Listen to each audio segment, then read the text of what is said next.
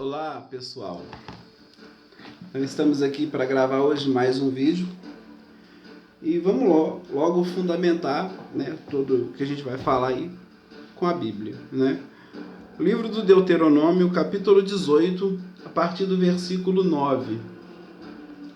Quando entrares na terra que Javé teu Deus te dará, não aprendas a imitar as abominações daquelas nações, que em teu meio não se encontre alguém que queime seu filho ou sua filha, nem que faça presságio, oráculo, adivinhação ou magia, ou que pratique encantamentos, que interrogue espíritos ou adivinhos, ou ainda que invoque os mortos. Pois quem pratica essas coisas é abominável a Javé, e é por causa dessas abominações que Javé teu Deus as desalojará em teu favor. Palavra do Senhor, graças a Deus.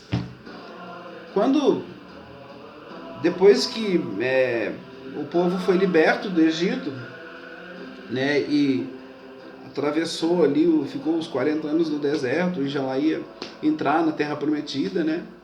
Antes de entrar, né, Deus ele prepara o povo para o que o povo ia encontrar lá. Então, o povo ia encontrar pessoas supersticiosas e pessoas que invocavam ali os mortos. E Deus sabia bem, né, o que aquelas pessoas estavam invocando, né, o que se apresentava àquelas pessoas, né? E não queria isso para o povo escolhido, que era o povo de Israel. E Deus fala, então é por isso que eu vou tirar do caminho essas pessoas para que vocês entrem, né? Vocês, meu povo, para que deem testemunho. Então não faz essas práticas, porque isso aí é abominação para mim. Então nós vemos aqui, Deuteronômio é um texto que, né, se eu não me engano, né, é um texto que já tem aí 5.000 anos que foi escrito, né? Então você vê que desde aquele tempo já existe a evocação aos mortos. Quando sempre houve, né, essa evocação aos mortos, mas quando foi no século XIX, né, se eu não estou enganado, em 1890, né, o chamado fenômeno das mesas flutuantes explodiu, né? Isso começou num vilarejo nos Estados Unidos, né, no estado de Nova York, um vilarejo chamado Hydesville. E, né, assim, os espíritos respondiam com batidas, né? Então era uma batida para não e tum-tum, duas para sim. E para eles, depois começaram a fazer perguntas mais elaboradas. E para que esses espíritos pudessem responder, falar o nome deles ou tudo, ou o nome que diziam, né, ser, eles davam batidas referentes ao alfabeto. Por exemplo, se começasse com C, ele começaria para falar a primeira letra, ele falaria tum, tum, tum, ou seja, A, B, C. Aí entenderiam que o nome dele começa com C. Então você imagina se o espírito chamasse Wesley, até chegar no W, quantas batidas teriam que dar, e depois passaria para o E, e depois para o S, entende? Então para que fosse mais fácil, eles escreveram sim, não, né, e letras ali para que alguma coisa movesse, os espíritos movessem alguma coisa e fosse mais fácil deles se manifestarem ali. E em caráter de curiosidade, nessa época existiu alguém que não era muito... era cético, na verdade, né? Um homem chamado Hipólitas Leônidas de Arivaia. Nem sei se falei certo o nome, né? E ele começou a investigar ali, muito cético, tudo mais, depois confirmou que algo paranormal acontecia ali e virou um adepto, né? Só que ele não conseguia se comunicar com os espíritos. E alguém que conseguia comunicar com esses espíritos disse para ele que ele era a reencarnação de um sacerdote celta, né? Ou seja, aquele povo nórdico lá do passado, né? É um sacerdote celta chamado Allan Kardec, e que ele, então, acreditando ser mesmo a reencarnação desse sacerdote celta Allan Kardec, ele passou a usar esse nome, né, e passou a ser um grande defensor desse fenômeno, né, de toda essa necromância que chamam, esses fenômenos das mesas redondas, né, e assim nasceu ali, foi o berço, né, do espiritismo, tudo. E interessante que essas sessões de necromância eram restritas, né, assim, né, depois de um tempo foi tendo uma organização, tudo, mas hoje se faz sessões de necromância por curiosidade, principalmente os jovens aí, né, que mexem ali com os mesmos espíritos, né, ou até, né, dando assim abertura de coração, abertura de corpo, abertura de mente, a coisas que eles nem conhecem, né? Então como eu disse, eu vou falar de jogos satânicos, né? Eu poderia falar muitos aqui, mas eu acho que se eu falar um pouco, que seja um pouco mesmo, de três, né? De três desses jogos, acho que já vai dar uma boa base para que depois alguém tiver interesse, pode ir aqui na descrição, que eu vou deixar ali links, né, de sites para você poder aprofundar, se você quiser, tá? Que vai estar na descrição do vídeo aí. Então, vamos começar assim então. A tabuleta de Ouija. A tabuleta de Ouija é difícil saber, não se sabe ao certo de onde ela vem, né? Alguns acreditam que era dos egípcios, né? Outros já acreditam que ela foi descoberta lá em 1940, né? Então não se sabe ao certo de onde ela vem. Agora, em 1940, duas irmãs, né, eu esqueci o nome das duas irmãs, ficaram famosas porque elas de fato falavam com os espíritos, né? E todo mundo acreditava que eram os espíritos dos mortos, né? E de fato precisa ter muito cuidado, porque as pessoas usam como argumento assim: aquela pessoa falou uma coisa que só eu e o meu ente querido que foi embora sabia. Tem certeza? E você diz: tenho. Não tinha mais ninguém no quarto, ou no lugar onde nós conversamos, né? E nos ares? E seres que você não vê?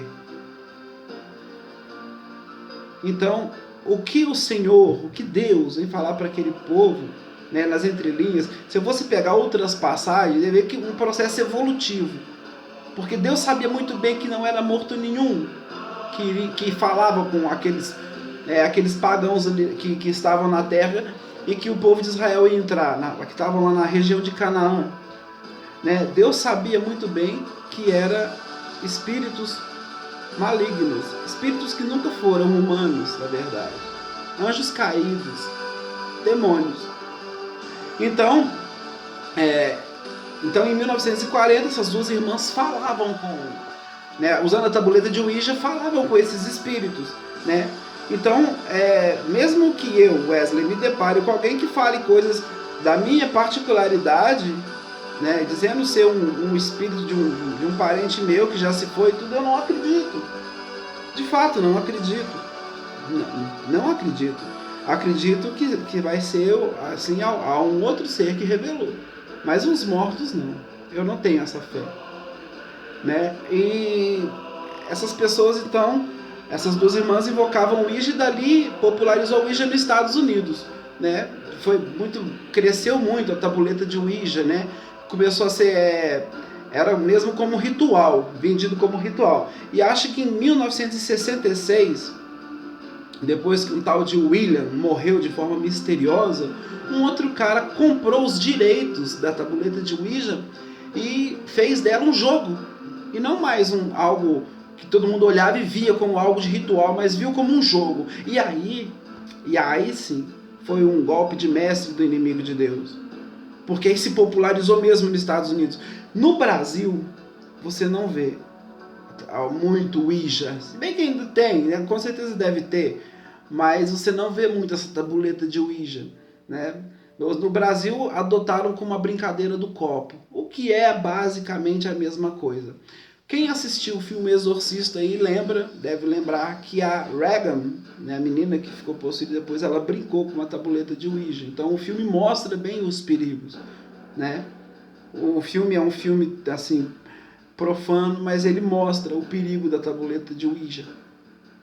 né? E no Brasil, como eu disse, é a brincadeira do copo, né? A pessoa vai brincar com o copo ali e tudo, e segue o mesmo padrão. Sim, não, as letrinhas tal, vai invocar o espírito, né? E ali o espírito se manifesta através do copo. Dizem que é um copo virgem, né? Que nunca entrou nada nele e tal. E fazem a brincadeira do copo. Essa é a Ouija brasileira, né? E, claro, aqui ficou conhecida, já é antiga, né? Mas a que ficou conhecida, né, há pouco tempo no Brasil, né, que se popularizou aqui no Brasil, que foi um sucesso, graças a Deus agora está sumindo, né, de novo, que foi o Charlie, que é mexicano, na verdade, né? Então acreditam-se, algumas pessoas acreditam-se que é o espírito de um menino mexicano chamado Charlie, né, que vai responder perguntas inofensivas, a gente para. Gente, não se brinca com o oculto, né? Toma muito cuidado com isso, essas coisas. Se aparecer oportunidade, se alguém chamar, tal, diz não, fala não. Porque eu quero ressaltar um ponto. Por falar, mas as pessoas que foram por curiosidade apenas. A gente cansa de falar dos dons que o Espírito Santo revela aos seus servos. Cansa de falar. Discernimento dos espíritos, dom de profecia, né? E muitos outros dons que o Espírito Santo derrama na tua igreja, nos jovens. Vai olhar aí os jovens de fogo aí da cidade aí, ó. Os dons que tem, dom de falar em público, pessoas vencendo os seus limites. Tudo isso é sobrenatural, sim, e vem de Deus. Mas essas pessoas não têm curiosidade. Não é um tipo de curiosidade que leva essas pessoas a buscarem o Espírito Santo. Mas a curiosidade que leva para as trevas. Eu vou falar para você. Segundo a Bíblia, segundo a Igreja Católica, segundo a Igreja Evangélica, segundo qualquer tipo de cristianismo, qualquer vertente do cristianismo, é demônio. Você joga Charlie, brincadeira do copo, brincadeira do compasso, joga tabuleta de Ouija e tal, você está mexendo com o demônio. É como se você estivesse olhando, ei, olha aqui, ó, entra em mim, não como possessão, mas influi na minha vida, toma conta da minha vida, coordena os meus projetos, coordena o meu futuro. Você está aí jogando tudo isso para um ser caído, em ruínas, que só quer te arruinar. E é a abertura que você dá. E você pode dizer, ah, Wesley, mas eu joguei o Charlie, o lápis não mexeu. E daí o grande problema é esse. Eu joguei o Ouija e a setinha não andou. A questão é que você invocou. Talvez não precisa mexer a setinha, mas encontrou uma abertura na tua alma. Portanto, se você alguma vez jogou isso, né, se você brincou com isso, e de fato você leva a tua alma a sério, tem preocupação com isso, procura um padre. Se você não é católico, procura um pastor. Se você é aquele tipo de pessoa, porque existe aquelas pessoas que apenas rezam a Deus e não frequentam igreja nenhuma, dobra o teu joelho aí agora então, pede, Senhor, perdão, me livra. Se você é católico, vá se confessar, porque você invocou o inimigo de Deus para a tua vida. Então esses jogos, né, que tem nome bonitinho, né, Charlie, o nome é uma gracinha, né? Mas é o que eu falava no outro vídeo, o diabo é cor-de-rosa, o livro de Neymar de Barros, né, o diabo é cor-de-rosa, não brinca com ele. A mensagem que eu queria dar é essa hoje, né? Não sei se eu me estendi muito, eu perco um pouco a noção do tempo quando estou falando com vocês aqui. Mas fiquem com Deus, né? E espero que vocês agora passem a ter curiosidade, sim, mas pela missão do Espírito Santo, né? Pelos dons que o Espírito Santo pode derramar no coração daqueles que se entregam por Ele, para Ele, né? Para uma vida de fé, para uma vida de luz. Louvado seja nosso Senhor Jesus Cristo, para sempre seja louvado. Amém. Fiquem com Deus.